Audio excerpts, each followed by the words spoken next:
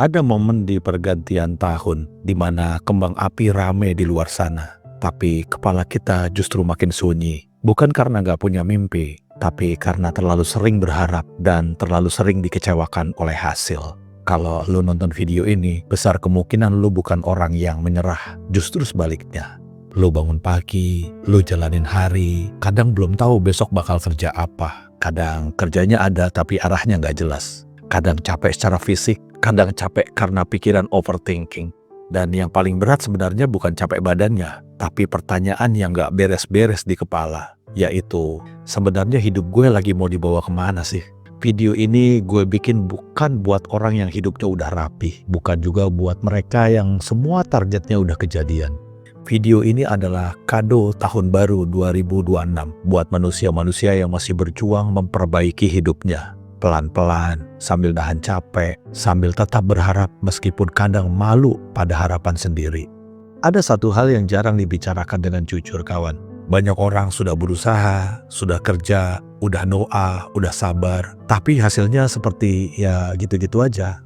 Dan dari situ muncul satu luka yang diam-diam berbahaya, yaitu perasaan seolah hidup ini gak adil. Atau yang lebih parah lagi, perasaan seolah ada yang salah pada diri kita sendiri. Padahal belum tentu. Bisa jadi masalahnya bukan kurang usaha, bukan kurang niat, dan bukan karena lu gak pantas dapat rezeki. Bisa jadi ada sesuatu yang belum selaras di dalam diri kita. Dan tanpa sadar justru bikin rezeki susah mendekat. Di video ini gue mau ngajak lu ngobrol pelan-pelan tentang satu konsep yang jarang dijelasin dengan cara manusiawi. Yaitu kenapa ada mimpi yang kejadian dan ada mimpi yang terus tertunda. Meskipun sama-sama diperjuangkan. Bukan dari sudut pandang sok spiritual, bukan juga dari teori motivasi kosong. Tapi dari pertemuan antara realitas hidup, kondisi batin, dan cara semesta merespon keadaan kita sebagai manusia. Ada orang yang kelihatannya hidupnya biasa aja, tapi rezekinya ngalir. Ada juga yang kelihatannya jungkir balik, tapi tetap mentok. Jadi ini bukan soal pinter atau bodoh. Bukan soal rajin atau malas, seringkali ini soal apa yang sedang terjadi di dalam diri kita sendiri. Gue gak janji video ini bikin lo kaya mendadak. Gue juga gak mau bohong seolah hidup kita bisa diberesin dengan durasi video beberapa menit. Tapi kalau lo nonton video ini, napas lo bakal sedikit lega. Pikiran lo gak seberisik biasanya. Dan hati lo mulai percaya lagi bahwa hidup ini masih mungkin untuk dibenerin. Berarti kado ini sampai ke lo. Karena di awal tahun, yang paling dibutuhkan manusia bukan janji besar, tapi ketenangan untuk melangkah satu hari lagi. Kalau lo merasa hidup lo sedang di fase berjuang tapi belum kelihatan hasil, kerja keras tapi masa depan terasa kabur, atau sekedar capek berharap tapi nggak mau menyerah, duduklah sebentar di sini. Beberapa menit ke depan, kita nggak akan ngejar keajaiban. Kita akan bongkar pelan-pelan kenapa rezeki itu sering datang, bukan saat kita paling ngotot, tapi saat batin kita berhenti bertabrakan. Ini bukan soal menarik rezeki, ini soal berhenti mengusir rezeki tanpa sadar. Ada satu fenomena yang sering banget kita lihat, dan mungkin lo juga pernah ngerasainnya sendiri. Orang-orang yang niatnya baik, yang kerjanya serius, yang jarang neko-neko, justru sering jadi yang paling capek duluan. Bukan karena mereka lemah, justru karena mereka terlalu kuat menahan semuanya sendirian. Mereka bangun pagi bukan karena semangat, tapi karena tanggung jawab. Kerja bukan karena passion, tapi karena hidup gak bisa nunggu. Dan pelan-pelan tanpa disadari, hidup berubah dari perjalanan menjadi kewajiban yang berat. Ada satu pola yang sering kejadian. Orang baik itu biasanya jarang ngeluh, jarang minta tolong, jarang nunjukin rasa capeknya. Di luar kelihatannya kuat, tapi di dalamnya seringkali berantakan. Dan yang bikin ini makin berat adalah satu kalimat yang sering mereka pendam, yaitu gue harus kuat soalnya gak ada pilihan lain. Kalimat ini kelihatannya dewasa, tapi kalau dipelihara terlalu lama, dia berubah menjadi tekanan batin. Kawan, sekarang gue mau jujur, tapi pelan-pelan ya. Rezeki itu bukan cuma soal fisik, rezeki juga sangat sensitif pada kondisi batin. Ini bukan mistik, ini realita hidup. Orang yang batinnya terus menekan dirinya sendiri tanpa sadar sedang hidup dalam mode bertahan, bukan mode menerima. Dan semesta, atau hidup, atau realitas, sebut apapun namanya, tidak merespon orang yang sekedar bertahan. Dia merespon orang yang masih terbuka pada kemungkinan. Masalahnya, orang baik dan pekerja keras sering kehilangan keterbukaan itu karena terlalu lama memaksa dirinya sendiri untuk jadi kuat. Lu pernah nggak ngerasa kayak gini? Secara logika, lu tahu lu sudah melakukan yang lu bisa. Tapi secara batin, lu masih terus nyalain diri sendiri. Lu bilang ke orang lain, gue nggak apa-apa. Tapi di dalam kepala lu, ada suara kecil yang sering bilang, kenapa ya hidup gue gini-gini aja? Suara itu bukan tanda lu lemah. Itu tanda batin lu kelelahan. Ada satu kalimat yang hampir semua dari kita pernah dengar. Bahkan mungkin pernah lu pegang kuat-kuat. Kalimatnya begini, kalau lu usaha terus, suatu hari pasti kejadian. Kalimat ini kelihatannya positif dan memang niatnya baik. Masalahnya bukan pada kalimatnya, tapi cara kita memaknainya. Karena dalam praktek hidup, banyak orang udah berusaha terus, tapi hasilnya tetap belum datang. Dan di situ luka baru terbentuk. Ilusi pertama dari kalimat ini adalah seolah-olah hidup seperti mesin. Masukin usaha, keluar hasil. Masukin tenaga, keluar rezeki. Padahal kehidupan itu bukan mesin. Hidup itu organik. Dia dipengaruhi oleh kondisi fisik, kondisi mental, kondisi emosi, dan cara kita memandang diri sendiri. Kalau semuanya ditekan terus-menerus, yang terjadi bukan percepatan, tapi kelelahan. Ilusi kedua yang lebih berbahaya adalah kalimat itu sering bikin orang menganggap kalau hasil belum datang berarti usahanya yang kurang. Artinya apa? Yang udah capek dipaksa lebih capek, yang udah jenuh dipaksa lebih jenuh, yang udah ragu dipaksa lebih yakin. Dan batin kita pelan-pelan berubah jadi ruang interogasi, bukan lagi ruang bertumbuh. Padahal ada perbedaan besar antara usaha yang hidup dan usaha yang tertekan. Usaha yang hidup itu ada harapan, ada rasa bergerak, ada rasa gue masih di sini. Sementara usaha yang tertekan itu penuh ketakutan, penuh rasa bersalah, penuh ancaman pada diri sendiri.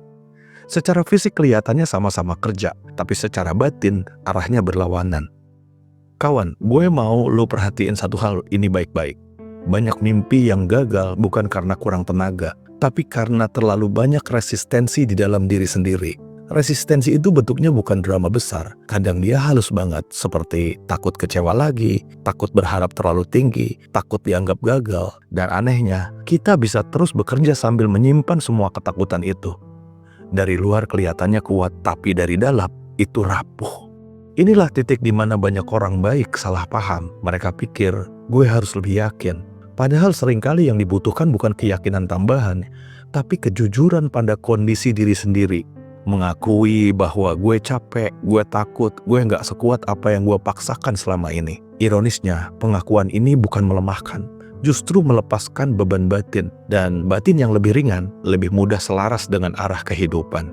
Kawan, ini penting gue tekankan ya. Video ini bukan ngajarin lu berhenti usaha, bukan juga ngajarin lu pasrah buta. Yang kita bicarakan adalah usaha yang tidak memusuhi diri sendiri. Karena hidup tidak merespon orang yang paling keras memaksa, tapi orang yang paling jujur dengan keadaannya. Pernah nggak lo pengen sesuatu yang sangat kuat? Lo pengen banget, tapi di saat yang sama, lo juga takut kalau itu benar-benar kejadian. Takut gagal menjaganya, takut nggak sanggup, takut hidup berubah. Lo jadi serba khawatir. Kalau pernah, berarti lo manusia normal. Dan justru disinilah banyak mimpi menjadi mentok. Bukan karena semesta kejam, tapi karena batin kita sendiri kadang terbelah. Di satu sisi lo berkata, gue pengen hidup lebih baik. Tapi di sisi lain ada suara halus di dalam kepala lo. Tapi kalau nggak kejadian lagi, gue nggak kuat kecewa. Atau kalau gue dapat lebih, apa gue pantas? Kalau gue berhasil, apa gue bakal kehilangan orang-orang yang gue sayangi? Dua arah ini hidup barengan di dalam diri lo. Dan hidup atau semesta selalu merespon arah dominan. Bukan niat yang paling keras diucapkan. Ini bukan soal pikiran positif atau negatif. Ini soal ketegangan batin. Bayangin lu lagi narik tali ke depan, tapi kaki lu sendiri nahan ke belakang. Dari luar kelihatannya capek banget. Dari dalam sebenarnya lu lagi berantem pada diri lu sendiri. Makanya ada kondisi aneh yang sering terjadi. Peluang datang tapi lu ragu. Kesempatan muncul tapi lu menunda. Jalan kebuka sedikit tapi lu merasa, bukan gue. Lu jadi merasa serba khawatir dan selalu masang barrier. Bukan karena lu bodoh, tapi karena sebagian batin lu masih hidup dalam mode aman. Dan mode aman itu sering terbentuk dari trauma kegagalan, tanggung jawab keluarga, pengalaman jatuh yang belum sembuh.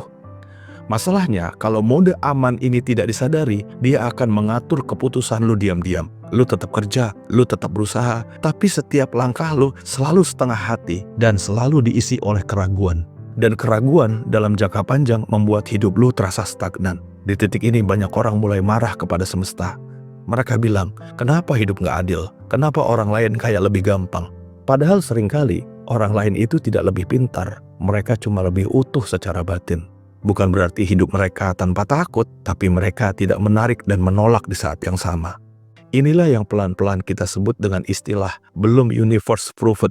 Bukan karena lu kurang spiritual, bukan karena lu kurang doa, tapi karena batin lu belum berdamai dengan kemungkinan menerima sesuatu yang lebih besar. Dan kabar baiknya begini, itu bukan kutukan, itu bukan permanen.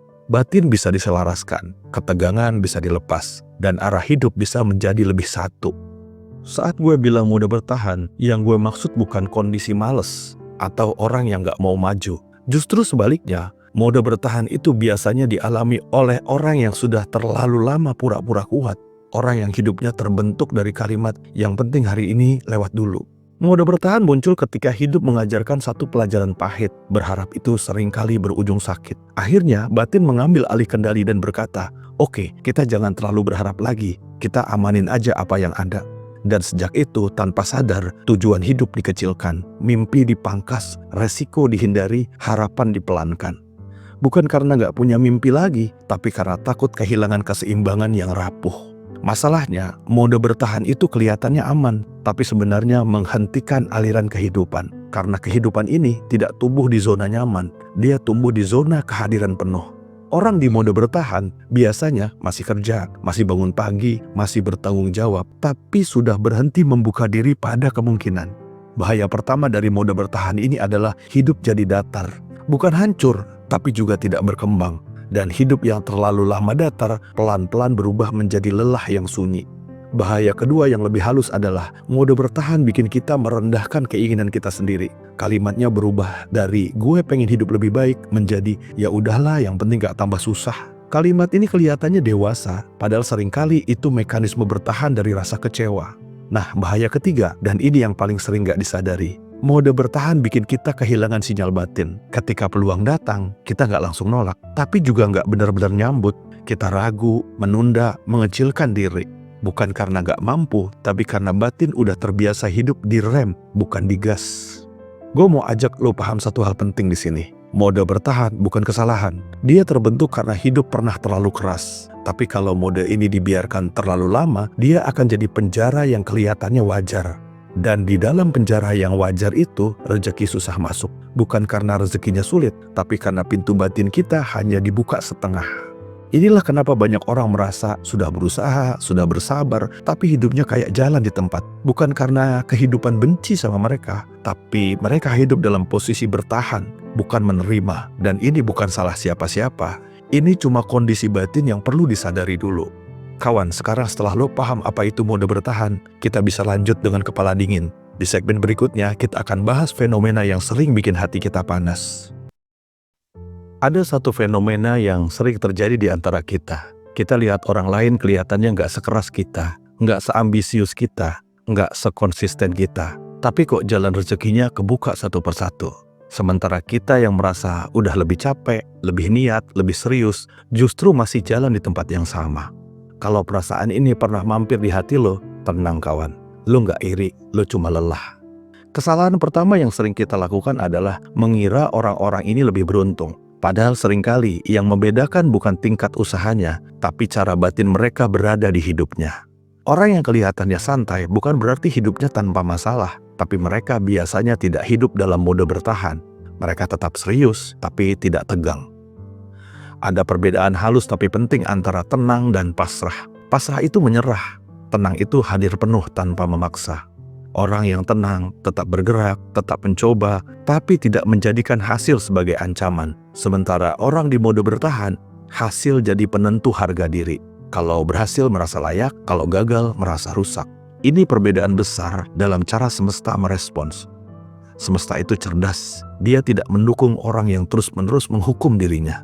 Bukan karena kehidupan ini kejam, tapi karena energi menghukum diri itu tidak membuka ruang. Orang yang santai biasanya tidak terlalu sibuk membuktikan diri, tidak terlalu takut gagal, tidak menjadikan masa depan sebagai momok. Mereka lebih utuh, dan keutuhan itu terasa setiap detiknya. Makanya peluang sering merasa nyaman datang ke mereka, bukan karena mereka spesial, tapi karena batin mereka tidak berisik. Pintu yang tidak dijaga dengan ketakutan lebih mudah diketuk.